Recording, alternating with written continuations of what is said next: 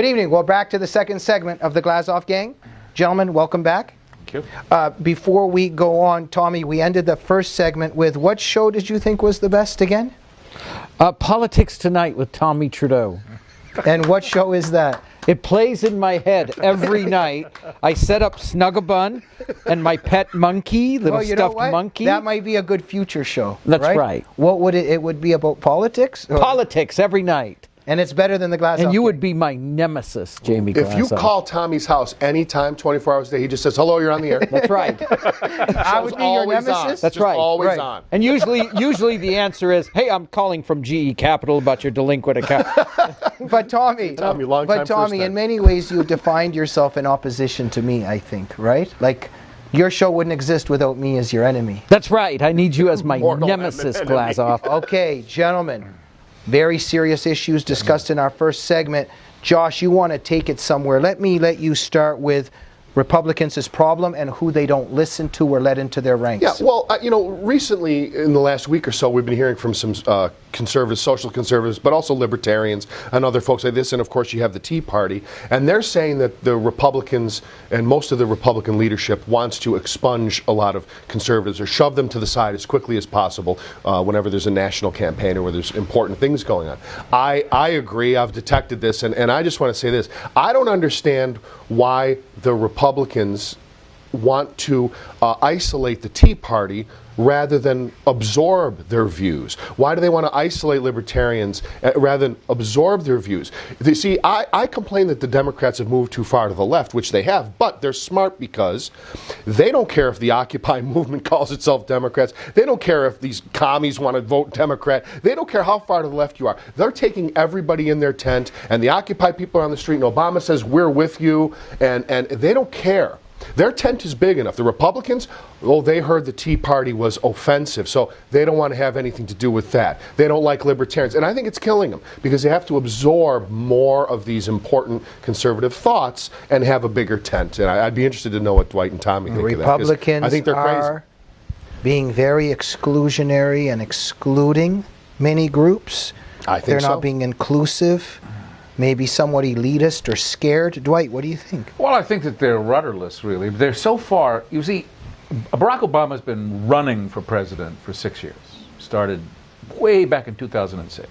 That's when he started running. And Republicans had an opportunity to tell the American people who he was. They refused to do it. They were afraid to tell the American people that a neo-Marxist socialist was running for president.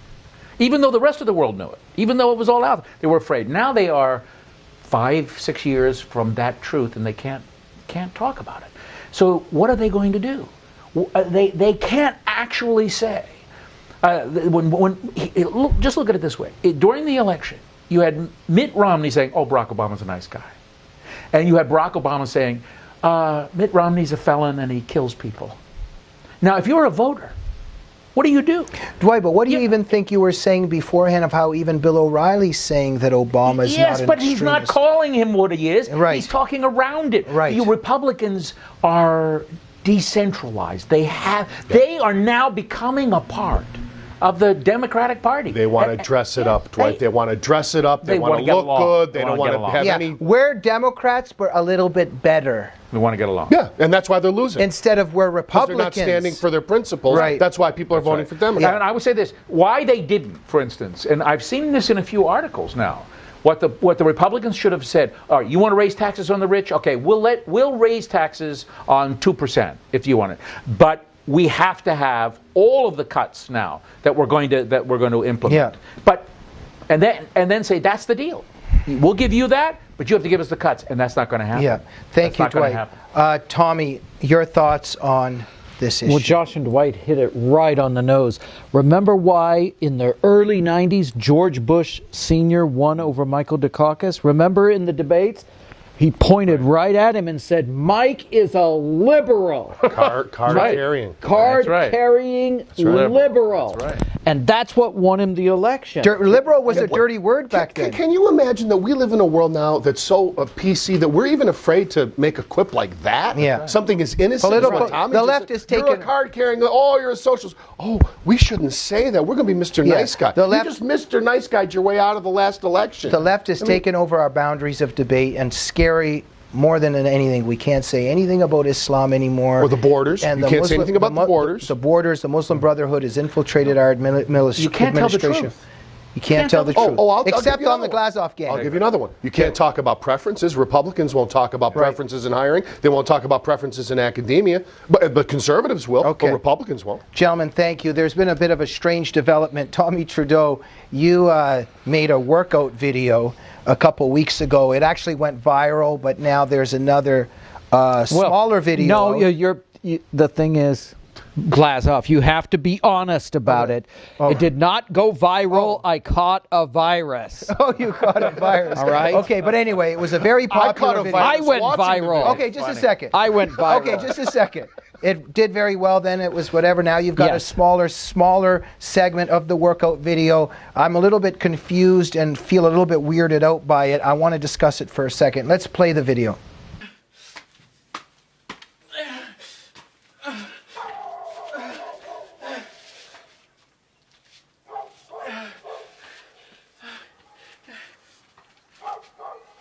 Okay, this is to show that we can be just as fiscal. Let's get fiscal. Oh, somebody shut that dog up. I know I haven't started yet. There's a lot of freaking stairs. There's a lot of stairs.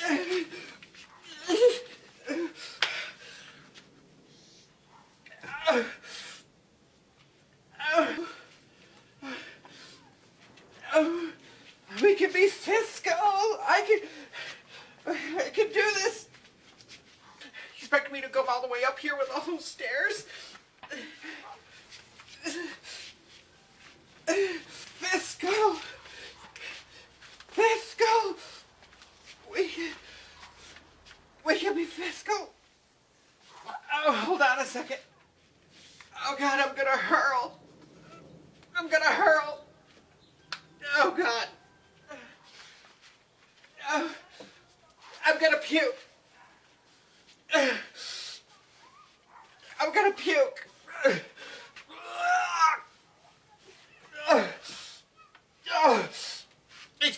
Turn the camera off. Okay, I just, I don't know. I just personally was a little bit weirded out watching that. I don't know what the other guests thought. Just like, Tommi, what exactly is going on and what is that about? Well, I greatly admire Candy Crowley, and this was in response to, remember that Paul Ryan girl with the Let's Get Physical? Yeah. Well, I was playing a character, Candy Crowley, who I admire very much. I think I do a very, very good Candy Crowley. Very good. But were you really trying to work out, though? There was part of it was true. I'm a method actor, so I had to work out just like Candy Crowley would. But you really did try to, like, were you really getting sick at the end? Like it was... Well, I imagine that's exactly what Candy Crowley would like do. Like any great piece of artwork, this video raises more important questions than it answers. Right. That's what I feel. Exactly. And I'm more confused now than before I saw it. You should run for office. I was very confused by the video. I thought he was auditioning to be the new member of the Fantastic Four because he had a suit. I love the costume, which is very important. And I think he had the whole superhero thing down. Ladies and gentlemen, if you want to see more workout videos by Tommi Trudeau, write the Glazov gang, and you can write me at jamieglazoff11@gmail.com. And if you want to see him on tights on this show that you saw in the video, write to us and we can make it happen again. And if you want to see me live in person, Malibu Repertory Theater, January 11th through the 13th. Yeah. Malibu, California, you will laugh your hiney off. Okay, we're going to promote that. Overall, with this video, I was kind of weirded out. I actually had a nightmare about it after watching it later that night. I agree with Josh that it raises more questions than it answers. Gentlemen, we're running out of time. Let's get to the serious issues, even though that was also a very serious video, and I like the political point that you made. Was it in general that also Republican women, I think you were saying, are hotter and fitter than leftist women, right? I'm not going to make a broader statement like that. I'm just saying what would happen if Candy Crowley wanted to work out. coming in here? That's what would happen. When's Coulter coming in We're going to try to get Coulter. Oh, man. Okay. Go ahead. What's the question? Gentlemen, the California Federation of Teachers, what a video they put on. This is just a disgrace. Why we should hate the rich.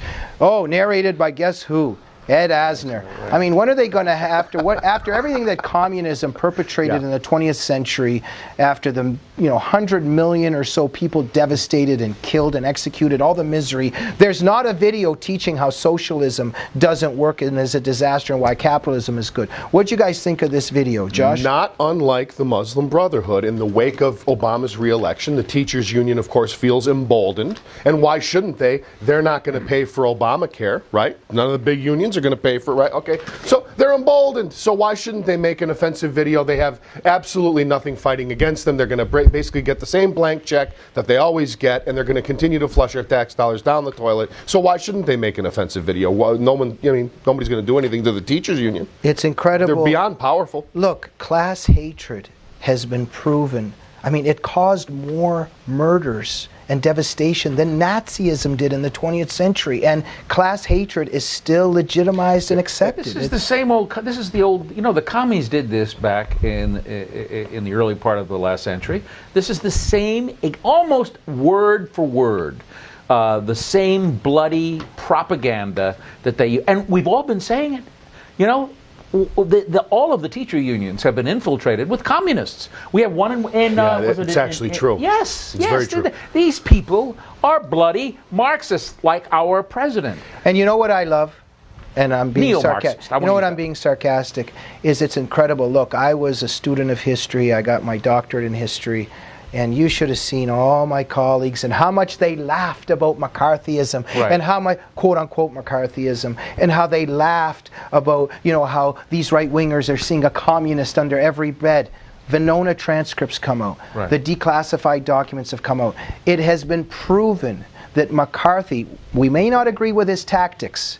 I myself did not agree with some of his tactics. However, it has been proven that McCarthy underestimated the penetration of the White House in our society by Soviet agents. And this is simply, and it's still considered, it's not talked about. And, and McCarthy it's still is bad. McCarthy is always bad. And by the way, but it's still considered. There's an important distinction to make between, a whole bunches of people being called to testify, and you said his tactics were great. But there were some very key people who really were plotting as communist agents in this country, and everybody just sits here innocently and rejects McCarthy. No, absolutely. He wasn't wrong about everything. There's a lot of people who were very guilty. No, hey, wait a minute. McCarthy was right. No, he's right about a lot of things. I'm just saying some of his tactics and how he went about it, and it's unfortunate because I think he discredited anti-communism on some levels. However, overall, his cause was right, and his cause has been legitimized by history, and it's still politically incorrect to accuse something in our society or an institution in our society that's been infiltrated by communists. And thank God for Whittaker Chambers, too, because if he wouldn't have laid any of that out, who knows what would have happened. Yes, Witness by Whittaker Chambers, one of the most important books ever written. Tommy? Well, that California Federation of Teachers video is really boils down to this. Hope and change is really about having no hope at all. It's literally losing all hope that you will ever have the American dream, that you will ever be able to make a good living, that you will ever have the big, beautiful house. You have hope and change is about having no hope. I have no hope, so I must depend solely on a big government to take care of me because I have no hope of ever having the so-called American dream. I have no hope of ever having a beautiful home. I just better settle for the government tenement that they're going to give me and the government health care, which is going to put me in a hospital ward. And trust me, mark my words, the hospital ward is coming back. It has to. There's not going to be enough money. Okay, the hospital ward will return. Okay, 1 second. And what's the bad news? Listen, the fact is, Tommy's right, and these unions right now, listen, I'm not an anti-union guy, but the fact of the matter is, when you can sit down with the president, the major union heads, like in the book Shadow Bosses, they lay it out, there's about $120 billion worth of tax dollars that won't be paid into Obamacare. You'll pay it. You'll pay it, I'll pay it. But, teachers union, they're not going to contribute. They're emboldened now. Obama's in for a second term. They say whatever they want. They can keep milking the public. We're in for a big class war in this country. The groundwork is being laid right now. There's the key segment of that cartoon is there's one of the rich guys is urinating on the bourgeois. Okay, gentlemen, our time is up. It's a fantasy. Yes. Josh Brewster, Dwight Schultz, Tommi Trudeau, thank you for joining the Glazov gang. Please, 20 seconds each. What's on your mind these nights when you go to bed? And I'm referring to the political future. Josh? I am very gravely concerned for the future of Israel. And the reason I bring that up as an American is because they're the canary in the coal mine for Western civilization. And we'll see what happens. Dwight? I second that. I do believe we can get out of this, but I worry. I see no pushback from the conservatives and the Republicans, internationally or nationally. Okay, Tommi, I just get a little bit nervous when I ask what you think about at bed at night. I mean about politics. Please, 20 seconds, please. Okay, a very beautiful and very wise person said to me, she said, listen, I survived Ahmadinejad and the Iranian regime. I will survive piddly Barack Hussein Obama. Thank you. Thank you, Tommi. And now pretend that it's your show, Politics Tonight, and say goodnight. Pretend it's the show. Good night from Hollywood, California. I'm sorry you had to put up with Jamie Glazov. And it's Politics Tonight? And it's Politics Tonight. Don't tell me what to do. I like politics. Politics Tonight with Tommi Trudeau.